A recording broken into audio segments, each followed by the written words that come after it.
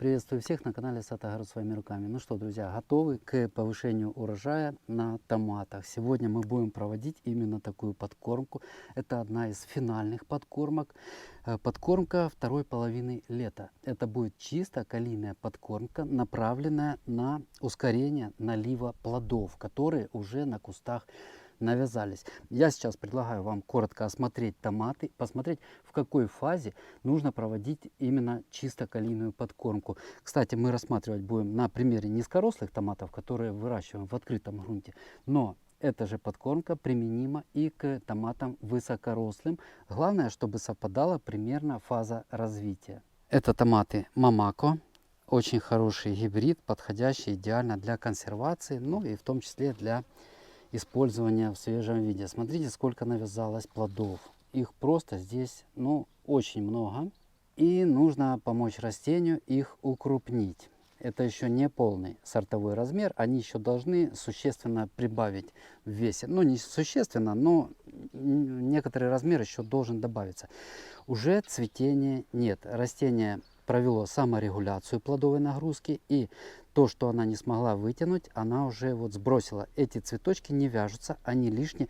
Ну, собственно говоря, то, что растение могло, с учетом развития корневой системы, ведь есть предел всему. Не может полностью все, что зацветет, не может растение это вытянуть. Поэтому вот происходит сбрасывание. Ничего страшного. 2,5 недели назад мы проводили, кстати, на этих томатах подкормку универсальным удобрением с формулой 20-20-20 для того, чтобы еще зависть происходила на цветущих. Тогда еще цвели частично цветочки, и вот двадцаточка тогда была хороша, потому что в двадцаточке есть и азот, и фосфор, и калий. Но вот сейчас уже цветения нет, уже одни кисти, уже одни плоды, которые, конечно же, нуждаются в наливе. Конечно, я хочу сразу отметить, что по природе растение и самостоятельно будет проводить некоторый процесс налива, но вот эта подкормка существенным образом поможет, просто ускорит, и плоды будут еще больше, еще вкуснее. Каким образом калийная подкормка повлияет? Очень просто. Органы накопления – это листостеблевая масса. Здесь накопилось большое количество органического вещества в результате процесса фотосинтеза. И вот с органов накопления органическое вещество нужно перегнать в органы потребления. А вот это органы потребления. Вот это органы потребления. То есть все плоды это и есть органы потребления. Сейчас органическое вещество с помощью калия мы плавно переместим в плоды. Вот так они выглядят на сегодняшний день. А вот это вообще хит сезонов, розовоплодный Happy Net, крупноплодный, он на салаты то, что надо. Смотрите, идет тоже налив, много плодов навязалось. Ну, они более облиственные, поэтому мы так не видим, как бы, что здесь много плодов, но на самом деле они скрыты просто листвой.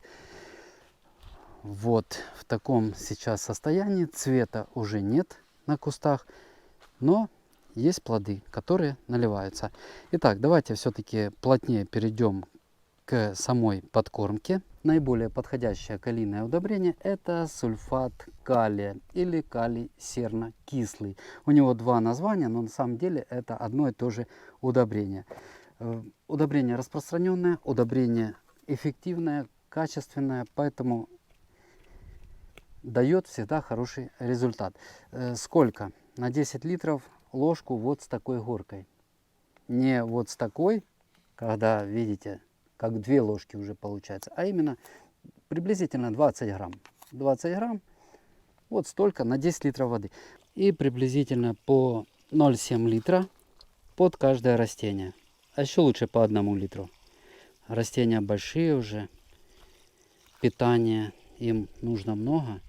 Вот это, кстати, очень хороший гибрид, крупноплодный каста. Смотрите, какие большие плоды, но это еще не полный их размер. Смотрите, даже несмотря на свою крупноплодность, сколько плодов навязалось. Вот их размер примерно вот такой должен быть. Вот такой. Сейчас уберу листочек, чтобы было более видно. Видите? Вот, в ладони не помещается. Вот это нормальный сортовой размер. Вот эти должны еще налиться, чтобы стать такими большими, какими они должны быть.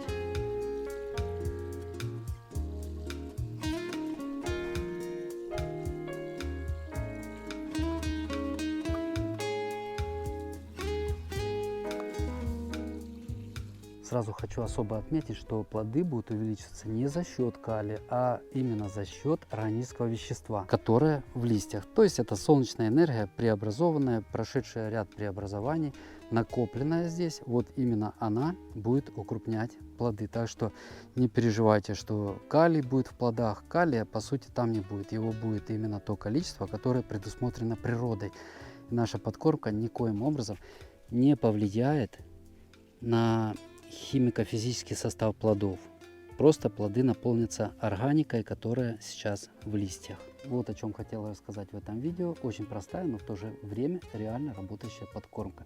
Если есть необходимость в ускорении увеличения плодов, можете ее провести, и результат вас порадует. На этом закончу. Спасибо за внимание. Всем высоких урожаев, мирного неба над головой.